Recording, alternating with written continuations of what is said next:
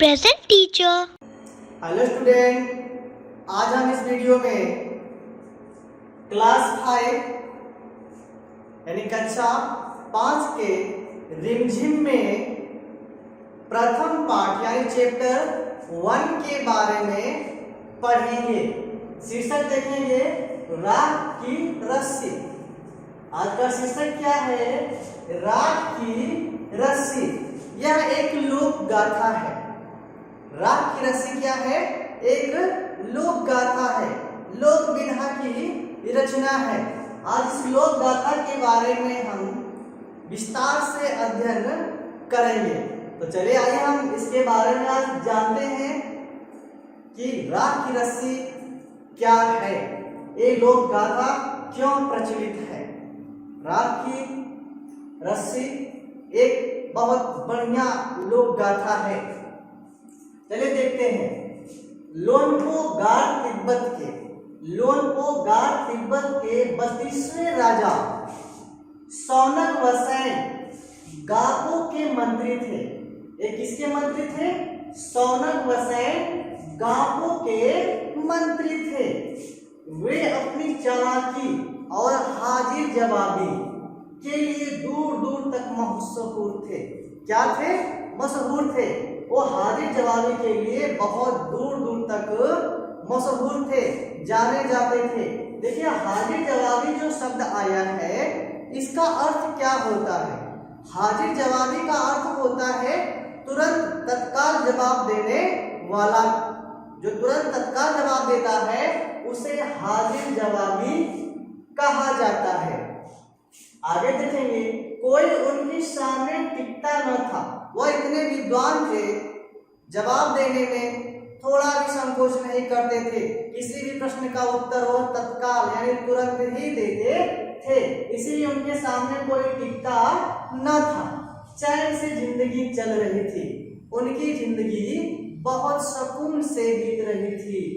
मगर जब से उनका बेटा बड़ा हुआ, जब उनका बेटा बड़ा हो जाता है, उनके लिए चिंता का विषय बना हुआ था। चिंता का विषय बन गया क्योंकि बेटा बड़ा हो गया। अब कारण यह था, देखिए रीजन क्या था? कारण यह था कि वह बहुत भोला था। होशियारी उसे छूकर भी नहीं गई। वह इतना भोला प्रवृत्ति का लड़का था कि जो होशियारी यानी जो चालाकी कहते हैं ना, उसके अंदर बिल्कुल भी नहीं थी। इसीलिए आज वह चिंतित है। आगे देखते हैं। लोनपो गार ने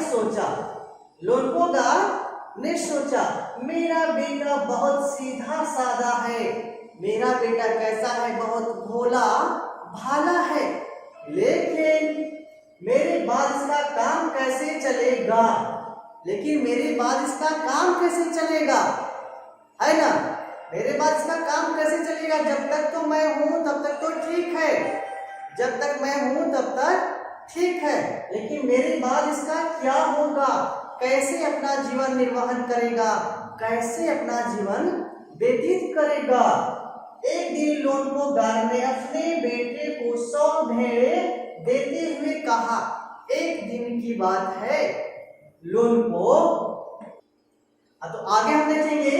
एक दिन लोनपो गार ने अपने बेटे को 100 भेड़ें देते हुए कहा, तुम इन्हें लेकर शहर जाओ, मगर इन्हें मारना या बेचना नहीं।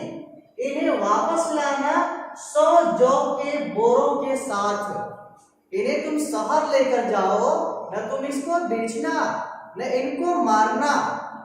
इसको न बेचना है न मारना है। उधर से आना तो 100 जौ के बोरे साथ में लेकर आना, वरना मैं तुम्हें घर में नहीं घुसने दूंगा।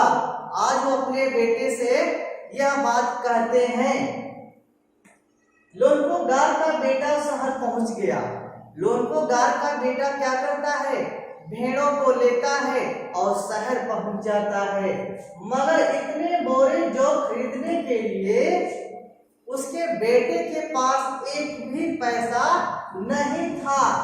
वह इस समस्या पर सोचने विचारने के लिए सड़क के किनारे बैठ गया। क्या करता है? बैठ जाता है। हाँ, तो क्या करता है? सड़क के किनारे बैठ गया, मगर कोई हल उसकी समझ में नहीं आ रहा था।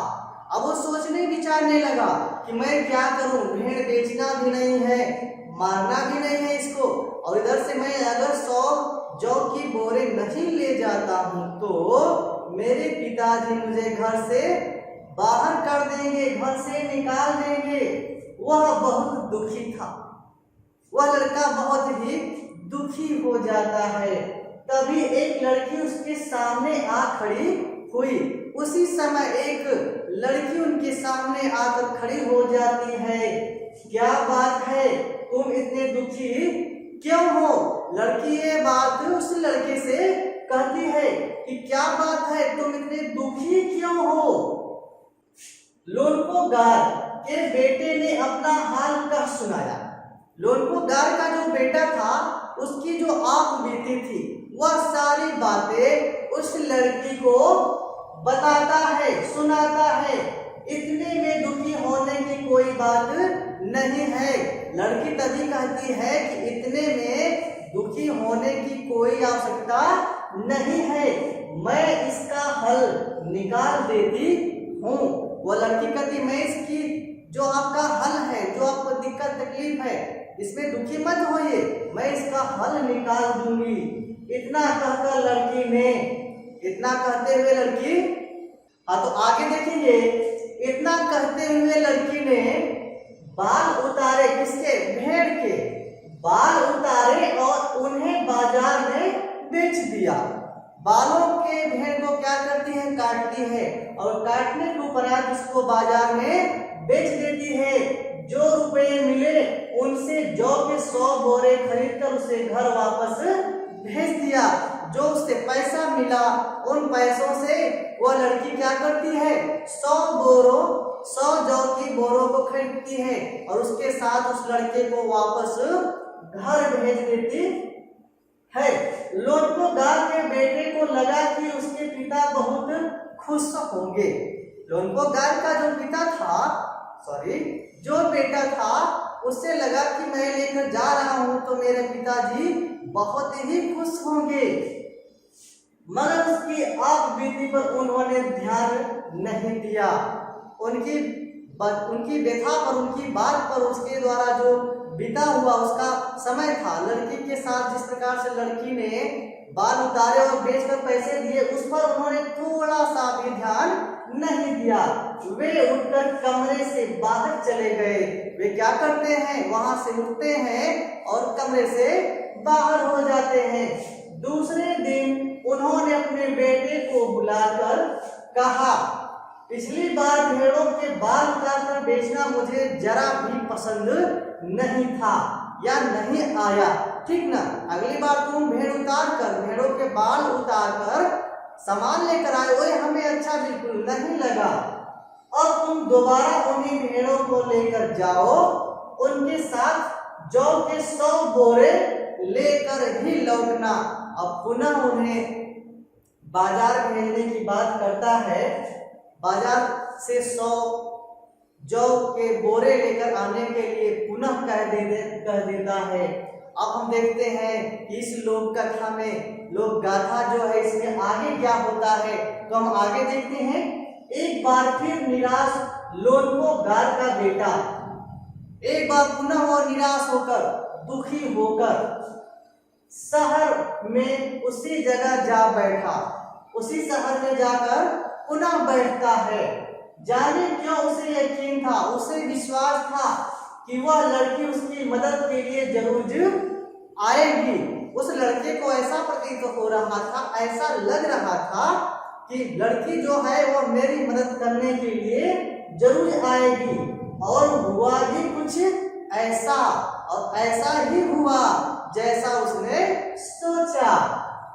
वह लड़की आई, उसने अपनी मुश्किल कह सुनाई। उस लड़की से अपनी बात वह कहता है, अब तो बिना जौ के 100 बोरों के मेरे पिता मुझे घर में घुसने नहीं देंगे। ये बात लड़का लड़की से बता देता है। लड़की सोच कर बोली, लड़की पुनः क्या करती है, सोच कर बोली, एक तरीका है।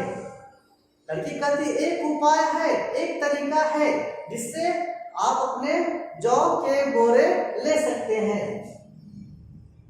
उसने भेड़ों के सींग काट लिए।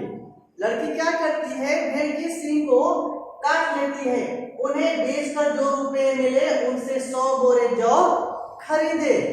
बोरे लोनपोगार के बेटे को सौंपकर लड़की ने उसे घर भेज दिया। अब सींग काट कर बेच देती है और उससे जो पैसा मिलता है उससे जौ के 100 बोरे खरीद लेती है और उस बोरों के साथ लड़के को घर भेज देती है।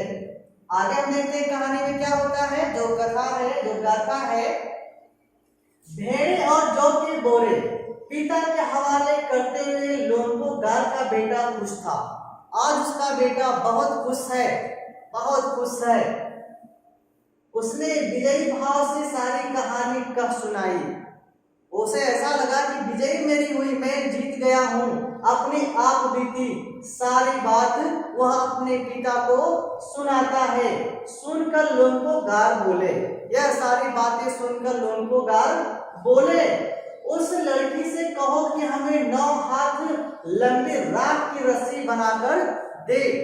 लोनपोगार अपने बेटे से कहते हैं, तुम जाओ उस लड़की से बोलो कि हमें 9 हाथ की, कितने हाथ की, 9 हाथ की राख की रस्सी बनाकर दे। उसके बेटे ने लड़की के पास जाकर पिता का संदेश दोहरा दिया। लड़की ने एक शर्त रखी। लड़की कहती ठीक है, हम बनाकर देंगे, लेकिन मेरी एक शर्त है, मैं रस्सी बना तो दूंगी मगर तुम्हारे पिता को वह गले में पहननी पड़ेगी। मैं राख की रस्सी बना दूंगी, लेकिन जो रस्सी मैं बनाऊंगी उसे तुम्हारे पिता को अपने गले में पहननी पड़ेगी, यह मेरी शर्त है। लोनपोगार ने सोचा ऐसी रस्सी बनाना असंभव है। लोनपोगार कहता है कि चलिए ठीक है, लेकिन वह सोचता है कि ये रस्सी, राख की रस्सी कोई बना नहीं सकता, ये असंभव कार्य है। इसीलिए लड़की की शर्त को क्या करते हैं, मंजूर कर लेते हैं। कौन, लोनपोगार। चलिए आगे हम देखते हैं।